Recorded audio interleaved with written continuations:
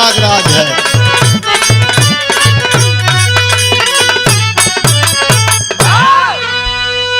हाँ साथियों, आपके बीच में इसे गीत कहूं, संगीत कहूं या क्या कहूं, लेकिन बिरहा का कलाकार एक तरह से अपने बिरहा और संगीत और गीत के माध्यम से पत्रकारिता भी करता है, पत्रकार भी होता है। महाकुंभ में घटे हुए इस दर्दनाक हादसे को हमारे बड़े भाई प्यारेलाल कवि जी ने अपने कलम के द्वारा लिखा और इनका आदेश हुआ कि आपकी आवाज में भी संदेश कुछ जाना चाहिए।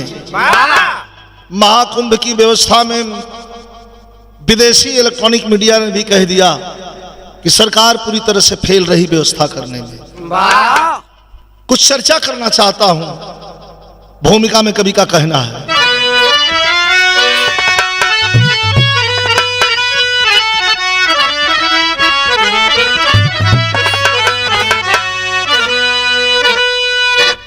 आस्था का असल दर महाकुंभ है, तरवरित होते श्रद्धालु स्नान कर, सारे तीर्थों का राजा महातीर्थ है। जब छलकता है अमृत उस स्थान पर, तीन नदियों का संगम समागम जहाँ, देवता भी श्रद्धा से उतरते जहाँ, एक डुबकी लगा लोग सद्भाव से, पाप के छाप से हैं उबरते जहाँ।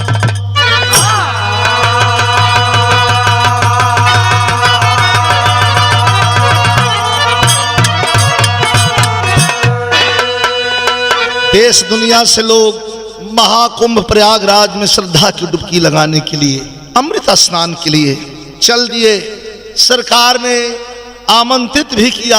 आप लोगों ने टेलीविजन पर देखा कि माइक लगा करके पदाधिकारी आह्वान कर रहे हैं कि आइए आइए अमृत स्नान करिए।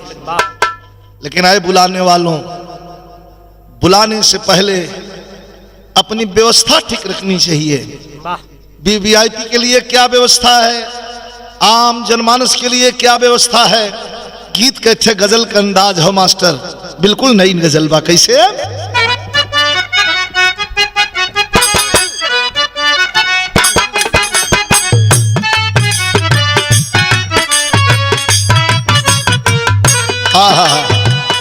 बिल्कुल नया अंदाज हो।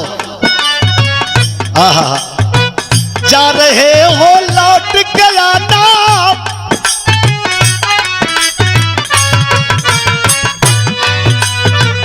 जा रहे हो लौट के आना, देखो हमको भूल न जाना।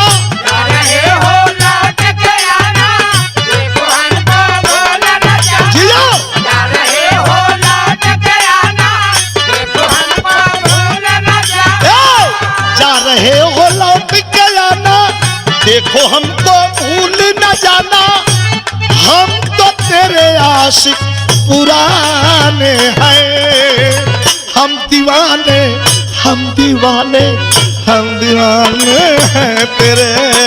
हम दीवाने हम दीवाने हम दीवाने हैं तेरे। हम दीवाने हम दीवाने हम दीवाने हैं तेरे। लेकिन बिरहा में कवि जी लिखत हूँ, उस माँ के गोद से पूछिए, उस बहन से पूछिए, उस सुहागन से पूछिए, थरथराते ओठ में खोजते हुए जाड़े की कड़कड़ाती ठंड में उस पिता से पूछिए। कवि लिखते हैं, पता नहीं तुम कहाँ पे खोए, बिना कफन तू चिता पे सोए। पता नहीं तुम कहाँ पे खोए, बिना कफन तू चिता पे सोए।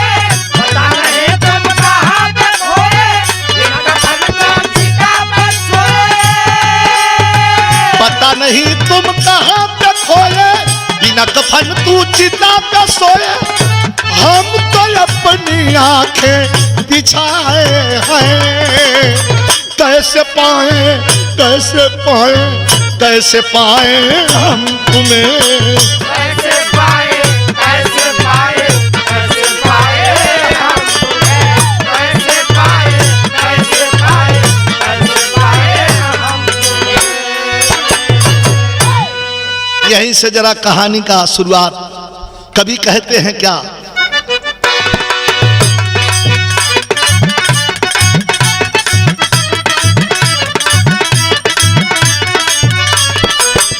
मरने जीने में,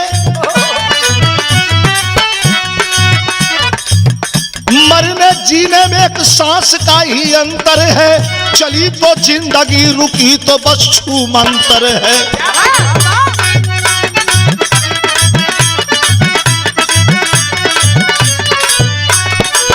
चलो प्रयाग, चलो प्रयाग चलो, चारों तरफ शोर हुआ। कुंभ नहाने को भक्तों का मन विभोर हुआ।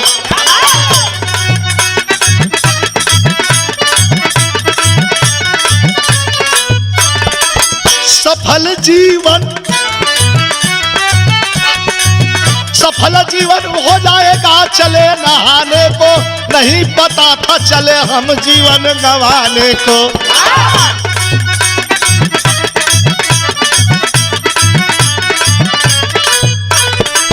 लहू पसरा प्रयागराज के उस माटी पर, लहू पसरा प्रयागराज के उस माटी पर, कुठाराघात हुआ आस्था के छाती पर।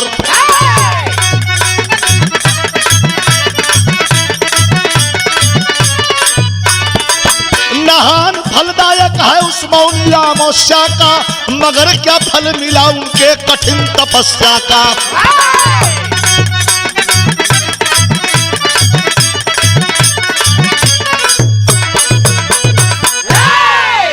आस्था की डुबकी लगाने के लिए मौनी अमावस्या का मेला देखने के लिए और डुबकी लगाने के लिए संगम में स्नान करने के लिए लोग चल दिए। विदेश से लोग चले, हर अखाड़े के संत भी चले। में कुछ झूठे मुठ्ठे का संत भी चलना है, अपन गेरुआ रुआ पहिर के में पिटात भी होंगे। आप लोग टेलीविजन पर चाहे यूट्यूब पर देखत हुआ, केहू कांटा बबूरे के कांटा पे सुतल बा, तपस्या में लीन बा, तो केहू इठे लाठी लेके अपन लिंग लपेट के पीछे कैले लो, वही पर दो आदमी के लेके चलत हो। दुनिया का मेला जुटा हुआ है और आमंत्रित भी किया जा रहा है कि अमृत स्नान का फल उठाना है तो आइए आइए आइए। माइक लेकर के अनाउंस कर रहे हैं पदाधिकारी, डिस्ट्रिक्ट मजिस्ट्रेट, उत्तर प्रदेश सरकार के इशारे पर। लेकिन ज्यादा कुछ नहीं कहूंगा, इतना ही कहूंगा कि सरकार को उचित व्यवस्था देनी चाहिए। जो व्यवस्था वीआईपी को दी है उससे अच्छी व्यवस्था आम लोगों के लिए भी होनी चाहिए। बड़ा सुंदर कवि जी भाव लिखलन, कैसे?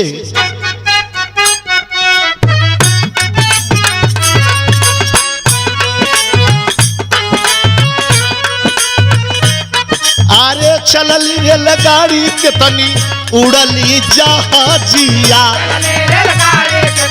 देश से विदेश से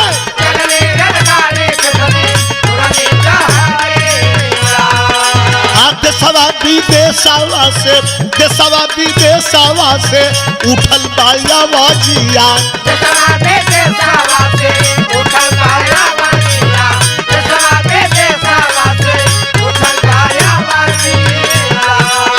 चलली रेलगाड़ी के तनी उड़ली जहाजिया, देशवा विदेशवा से उठल बाया बाजिया। चलल महंत संत, चलल महंत संत महाज्ञानी, जिंदगी का करे तारम तार, जहाँ गंगा जमुना सरस्वती का पानी।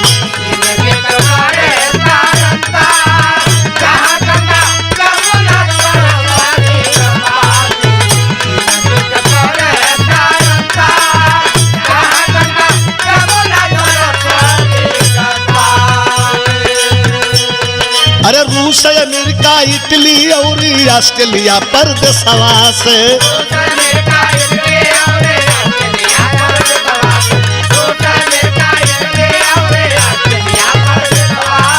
कोने कोने से चली भाई लोग अपने देशवा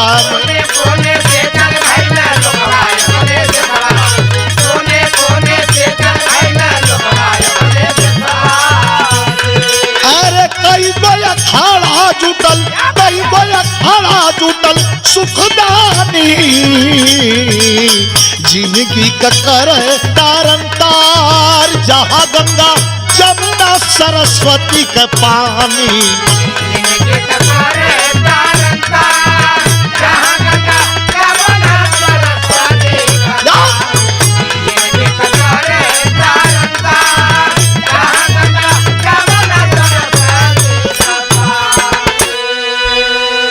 अमृत स्नान का फल लेने के लिए लोग देश से विदेश से चले, भीड़ बढ़ती जा रही है।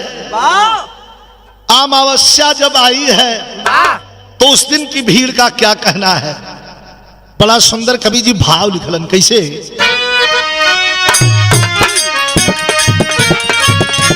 हाय हाय हाय हाय। अरे 29 जनवरी का 1 बजे रात मौनी अमावस्या रहल बिगड़ल हालात।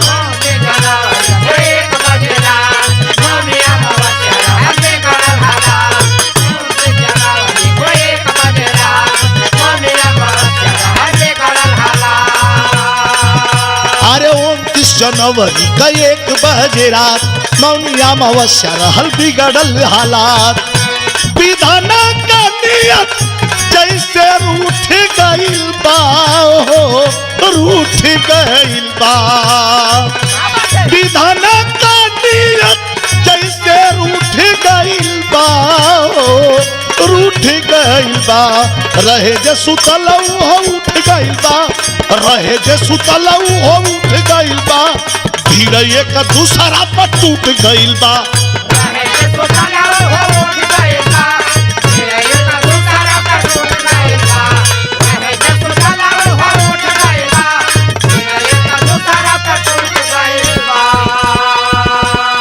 आप लोगों ने देखा होगा YouTube के माध्यम से तमाम दिखाया जा रहा था, बैरिकेडिंग लगी है। लोगों भीड़ कह रही है कि बस हम ही पहले स्नान कर लें। बैरिकेडिंग नहीं खोली जा रही है। इतने में भगदड़ मच गई।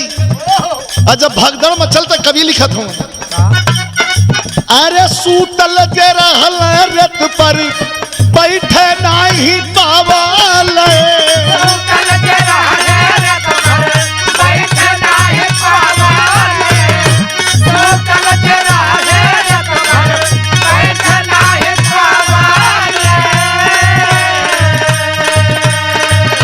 बैठल जे रहल खड़ा उठ नहीं पवल।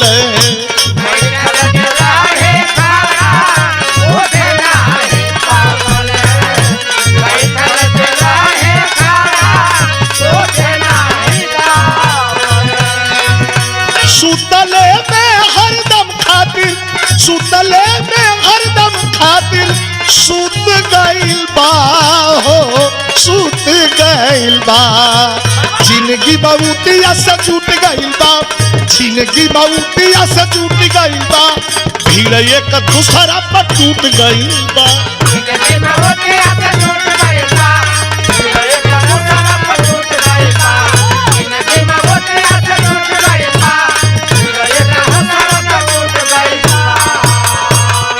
ओहो, जो लोग सोए थे सोए रह गए, जो लोग बैठे थे वो गिरे तो उठने का मौका नहीं मिला।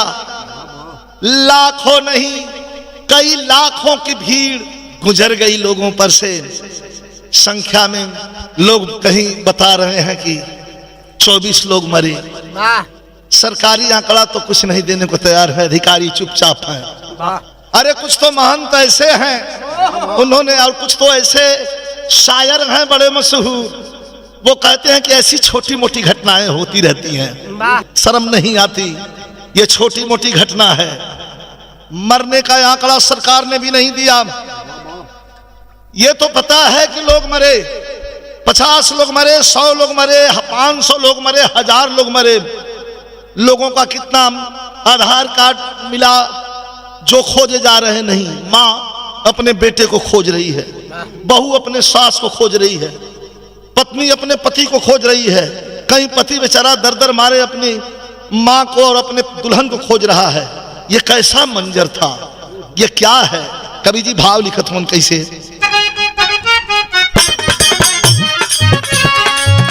क्योंकि सीनावा के पसली हो टूटल बा,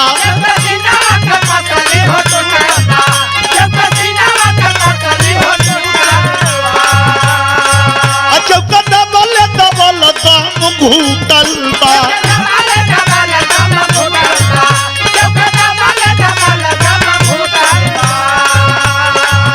भीड़ काबू से बेकाबू भइल जहवा, धुआं संगम के धरतिया पे उठल बा।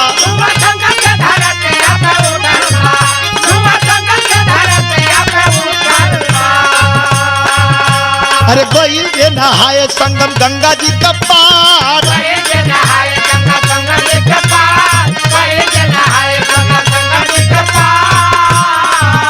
अरे गइल जे नहाए संगम गंगा जी का पार, तो वो करा घर के लोगवा वो करे नहात बड़ुए घाट।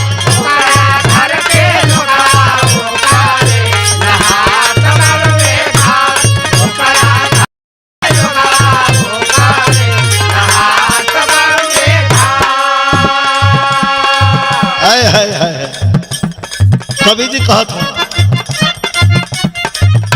अरे केहू अपना लोग के देखे ना आंख फेर के, मरल स्मौतिया हो वो करा के घेर के।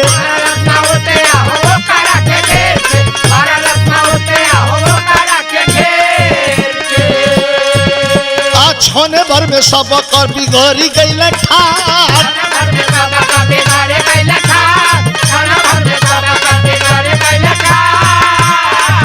अरे छोने भर में सब कर बिगड़ी गई ठाट, कि वो करे घर के लोगवा वो करे नहात बड़ुए घाट।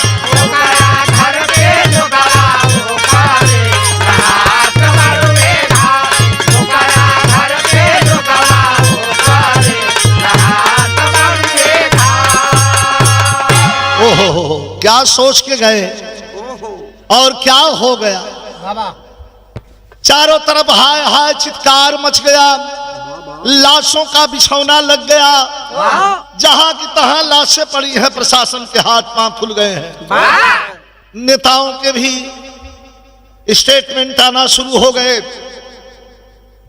कुछ लोगों ने, कुछ शायर तो कहे कि ऐसी तैसी घटना तो होती रहती है। एक बाबा हैं, बाबा ने कहा कि संगम के तीर पर गंगा के घाट पर जिनकी मौत हुई है उन्हें सीधा स्वर्ग की प्राप्ति हुई है, और बाबा वीआईपी नहा के अधीरे से निकल गई। सबसे पहले स्वर्ग तो उनको लेना चाहिए था। लेकिन कवि जी एक लाइन बड़ा बढ़िया लिखलन, कैसे मास्टर, कितना बढ़िया भावा। मन कहा था कि कवन कारी, अरे कवन कारी कसाई की माई खोजे बेटा और बेटा खोजे माई के।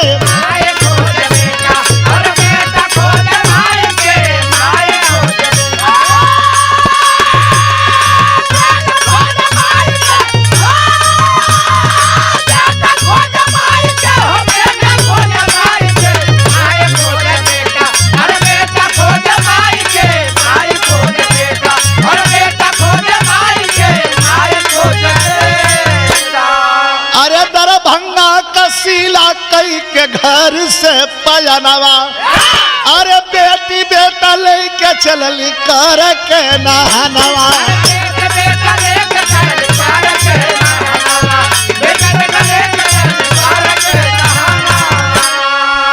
अपने लड़का के समझावत है शीला कि मुक्ति मिल जाए बेटा कि अमृत बूंद पाई के माई खोजे बेटा और बेटा खोजे माई के।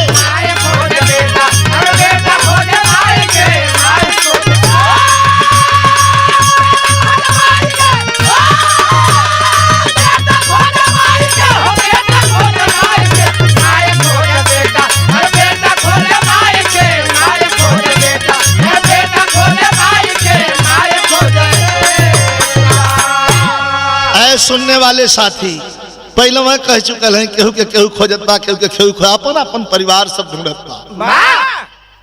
लाशों का अंबार लग गया कुंभ के धरती पर, प्रयागराज के धरती पर। तो कवि जी लिखते हैं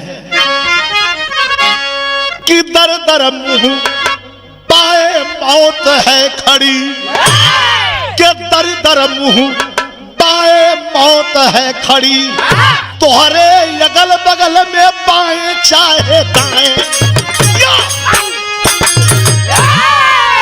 कितनी बढ़िया भाव। पहली टेरी कवि जी ने लिखा था, मालूम ना केकर कहिया हो लिखल। फिर आज लिखे हैं कि दर दर मुंह बाए मौत है खड़ी, तोहरे अगल बगल बाएं चाहे दाएं, दर दर मुंह बाएं मौत है खड़ी। शीला खोजे निज गुड़िया के, अपनी बेटी को ढूंढ रही है एक माँ। शीला खोजे निज गुड़िया के, अकावा मोर खिलौना बा, लाश के लाश निहारे घूम के, लाशन का लगल बिछौना बा।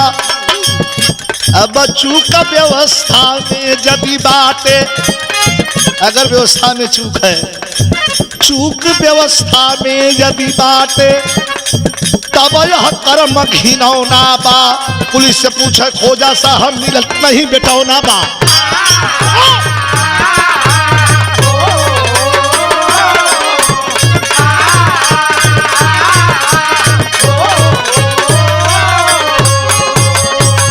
अनाउंस करवा रही है, रो रही है, चिल्ला रही है, गिड़गिड़ा रही है, हमारा लड़का कहाँ बा, हमारा लड़का कहाँ बा।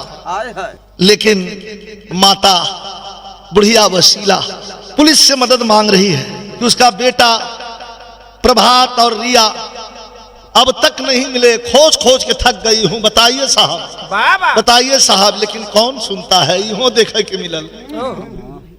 जो वहां दर्शनार्थी आए हैं स्नान करने के लिए, अमृत स्नान का फल लेने के लिए, गंगा जमुना सरस्वती के तीर पर बालू में जो खाना बैठ करके बना रहे हैं, लकड़ी वगैरह जुटा करके, अरे पेट तो मानेगा नहीं। मैंने अपनी आंख से देखा था यूट्यूब पर खौलती हुई दाल, और दाल में यह प्रशासन के लोग, एक पुलिस वाला कहने में घिना रही है, ले जा करके उसमें बालू फेंक दिया। भीड़ लगाए हो, भगो यहां से। अब तो समय बीतता गया, बीतता गया, बीतता गया। और जब 10 घंटा से ऊपर भयल तो धैर्य टूट गया उस माँ का। आ रोवत बा,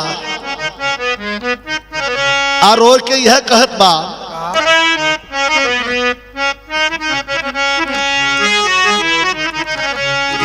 कि आवा आवा हमरे।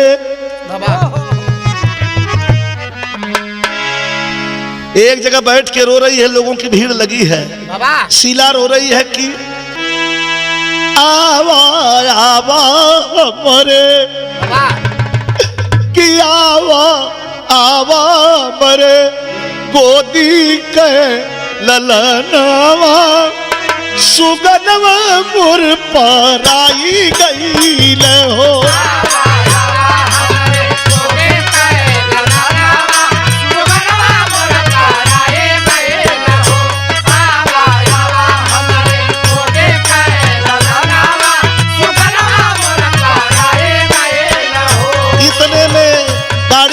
पुलिस की दौड़ करके आगे खड़ी होती है, दरोगा को पकड़ लेती है और कहती है, अमरे रचरा करहल रतनवा, रतनवा बोल तेराई गई हो।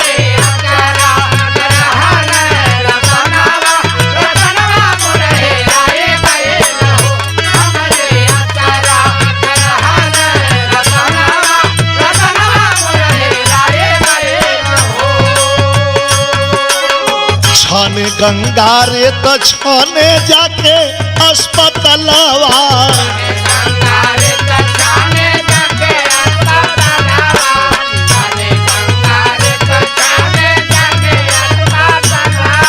अरे होई के विक्षिप्त शिला उछली सवालवा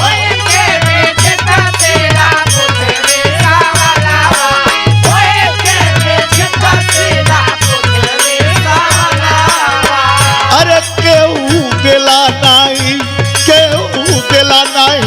पतवा ठिकानावा ननवा पथराई गईल हो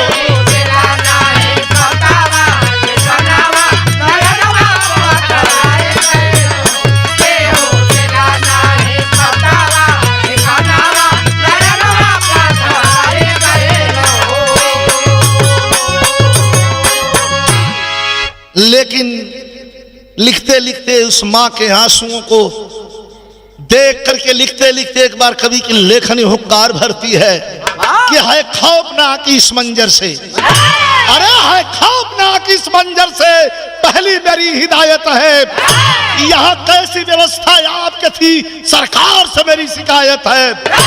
सेलिब्रिटी और वीआईपी आकर देखेंगे जश्न तेरा, और कौन गरीबों को देखेगा सबसे पहला प्रश्न मेरा। गाड़ी में धक्का खा खा कर सब प्रयागराज में आए थे, जाड़े की ठिठुरती सर्दी में श्रद्धा की अलख जगाए थे। एडवर्टाइज करके आप पूरे विश्व को यहाँ पे जुटा लिए, और कौन व्यवस्था किए उन्हें जिन्हें जीवन से ही मिटा दिए। पुलिस व्यवस्था कम थी तो ये सवाल हमारे समाजवादी पार्टी के राष्ट्रीय अध्यक्ष माननीय अखिलेश यादव जी ने कहा था कि हमारे समय में जब हमारी सरकार थी, और एक संत ने कल यूट्यूब पर कहा, मैंने अपनी आंखों से देखा, खोज लीजिएगा, कि इससे बढ़िया कुंभ तो अखिलेश के नेतृत्व में जब मुख्यमंत्री थे तो आजम खान देख रहे थे, थोड़ी सी गलती हुई थी, पहुंच करके आजम खान ने अपनी टोपी उतार करके सामने रख दिया और कहा कि क्षमा करिए, जो भी गलती त्रुटि हुई है, नमाज पढ़ता हूं, ये मेरी टोपी है, उतार करके आपके सामने रखता हूं, आपसे क्षमा मांगता हूं, मैं व्यवस्था को सुधारूंगा। लेकिन ये कैसे व्यवस्था थी? कभी लिखते हैं गाड़ी से धक्का खा खा करके सब प्रयागराज में आए थे, जाड़े की ठिठुरती सर्दी में श्रद्धा की अलग जगाए थे। एडवर्टाइज करके आप पूरा विश्व को यहाँ पे जुटा लिए, एडवर्टाइज करके आप पूरा विश्व को यहाँ पे जुटा लिए, और कौन व्यवस्था किए इन्हें जिन्हें जीवन से ही मिटा दिए। पुलिस व्यवस्था कम थी तो, पुलिस व्यवस्था कम थी अगर तो आर्मी यहाँ लगा देते। पुलिस व्यवस्था कम थी तो आर्मी यहाँ लगा देते, और संगम पर नहाने है यहाँ फिर रास्ता भी खुलवा देते। वीआईपी के लिए रास्ता है, आम जनता भाड़ में जाए। वीआईपी के लिए वीआईपी रास्ता है, और जो लोग आम जनमानस आ रहे हैं उनके लिए एक रास्ता है, मरो जाओ चाहे जैसे रहो। इतनी बदहाली अब तक मैंने भी देखा है, कई कुंभ, 2-3 कुंभ तो हम लोगों ने 3-4 कुंभ देखा, लेकिन इतनी बदहाली है, इतनी दुर्व्यवस्था किसी सरकार में अब तक नहीं हुई। तो कवि जी भाव लिखते, अरे हम तो कहेंगे ऐसी आई अवस्था, व्यवस्था गड़बड़ थी, पुलिस प्रशासन की थी हालत खासा, व्यवस्था गड़बड़ थी।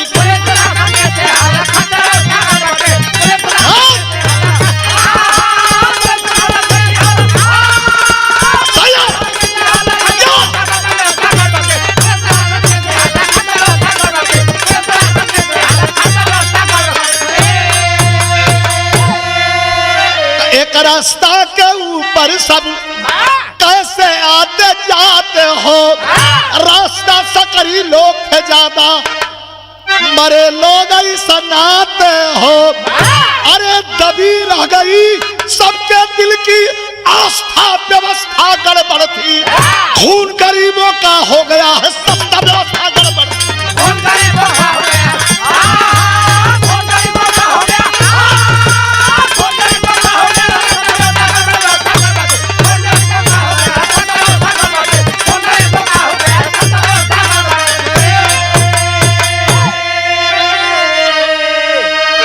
मारे मारे फिर रहे हैं।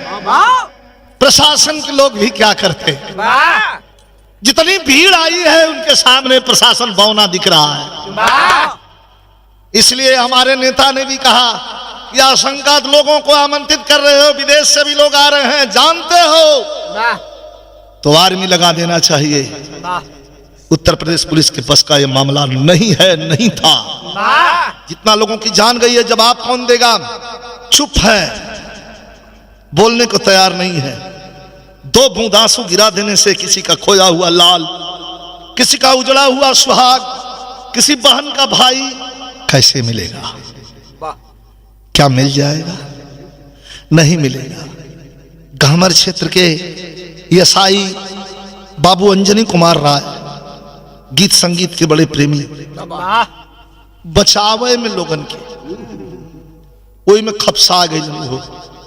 मैं ये नहीं कहता कि प्रशासन ने काम नहीं किया, मैं ये नहीं कहता कि प्रशासन हाथ पर हाथ धरे बैठा था, लेकिन जितना भारी जन सैलाब था उतना जन सैलाब को हैंडल करने के लिए सिर्फ और सिर्फ मिलिट्री फौज कर सकती थी।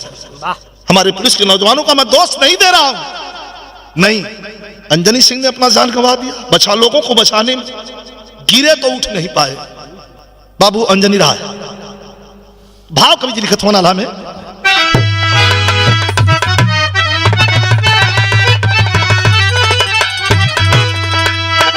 कवि का कहना है मास्टर, यह सच्चाई है महेंद्र,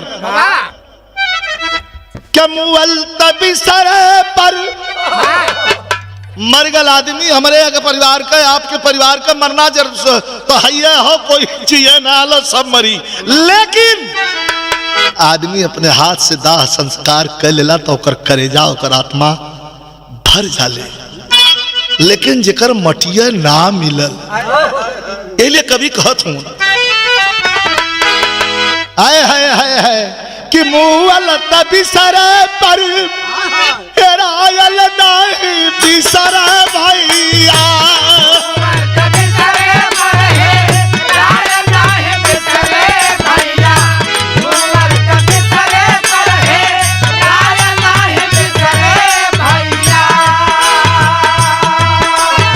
अरे बेटा बेटी खो जाली सीला लगातार,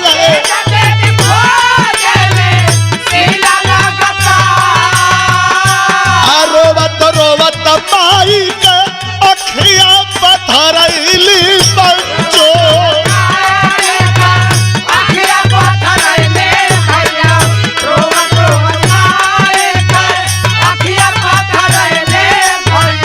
अरे कहीं से भी केहू नहीं देला समाचार,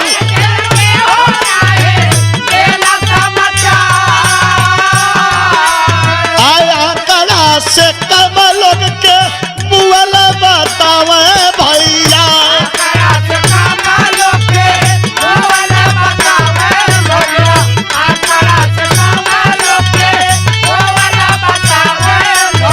अरे होला अस्पतालवा में जख्मी का उपचार,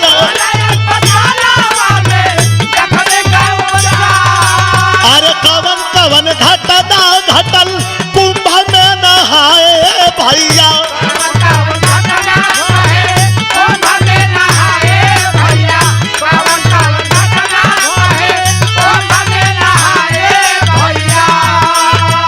अरे धक्का मरलस धक्का मारे 8 लोग लचा,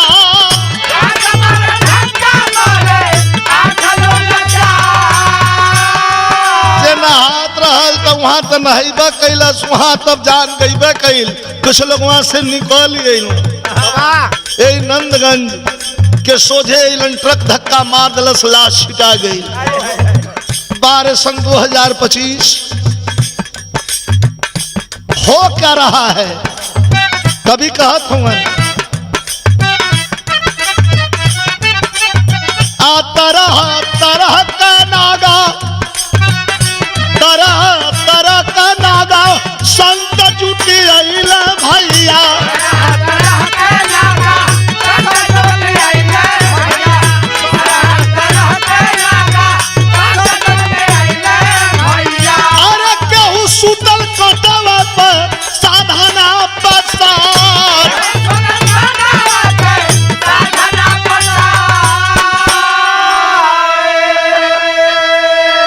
तरह का लोग जुटल हुवन, केहू कटवे पे सुतल बा। मीडिया वाले भाई लोग उनके बहुत बहुत प्रणाम। मीडिया वाले भाई लोग उनके साधु संत से कम मतलब, वहां के व्यवस्था से कम मतलब, बुरा मत मानिएगा। इठे बिल्लोरी आंख का मोनालिसा माला बेचे वाली रहल, रात दिन ओकरे पीछे लोग पड़ल कि इनकी आंखें ये है, ये इतनी सुंदर हैं, इनको कौन खान बुला रहा है तो कौन बुला रहा है, तो ये यहाँ शादी कर रही है, देख लाई है। आस्था का डुबकी लगावे गल हुवन, अमृत स्नान करे गल हुवन, आई लोग जौन हो तुम बिल्लोरी आंख देखे गल हुन। वो मोनालिसा का मामला दबल कब जब लाश का अंबार लगल, कुल दबाए गई ना, तब लोग के तनी सा लगल कि नहीं अब थोड़ा पर फोकस कम करे के चाहिए। लाश को छिपाने में सरकार लगी रही। अरे यहां तक सुनने को मिला कि खन करके रातों रात लाशों को दबा दिया गया। और कुछ लाश तो यहाँ कुंभ में नहाए लखनऊ में मिलल।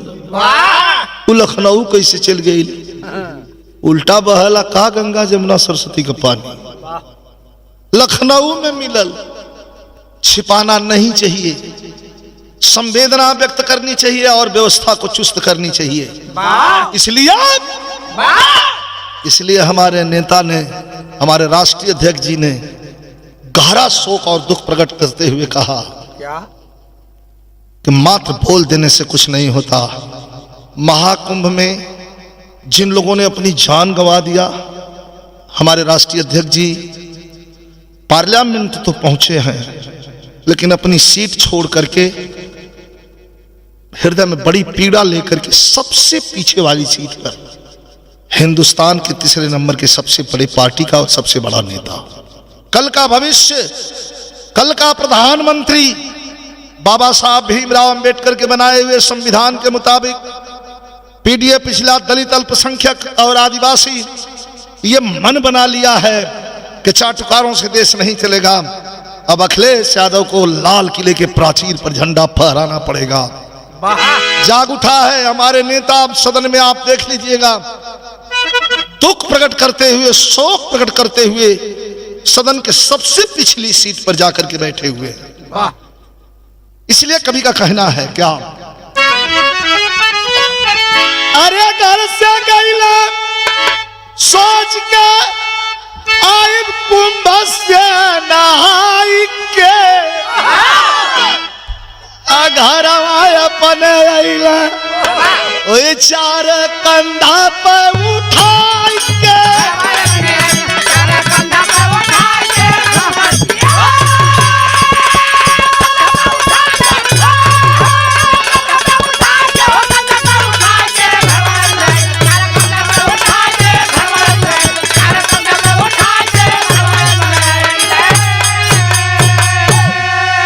ओहो कि बेटी बेटा अब तक नहीं सीला के भेटैला। सबसे बड़ा प्रश्न बाटे आखिर कहाँ गईला, ये सबसे बड़ा प्रश्न है। गए तो कहाँ गए? पीट के छाती अब रोवे, पूछाया चरा बिछाई के, घरवा अपने अइला चार कंधा पर उठाई के, घरवा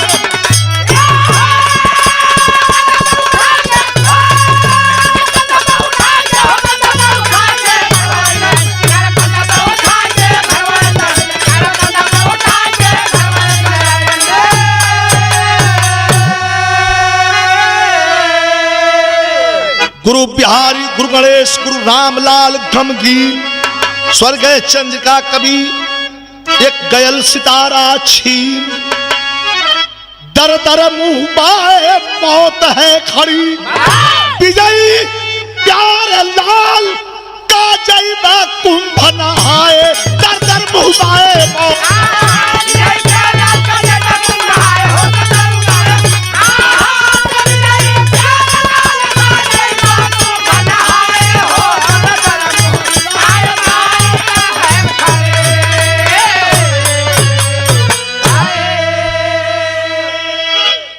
अपने तरफ से, अपनी पार्टी की तरफ से, प्यारेलाल कभी जी की तरफ से जितने लोग हताहत हुए, जितने लोगों की जानें चली गई, मैं बहुत बहुत उनके प्रति संवेदना और शोक व्यक्त करता हूं, श्रद्धांजलि देता हूं। धन्यवाद।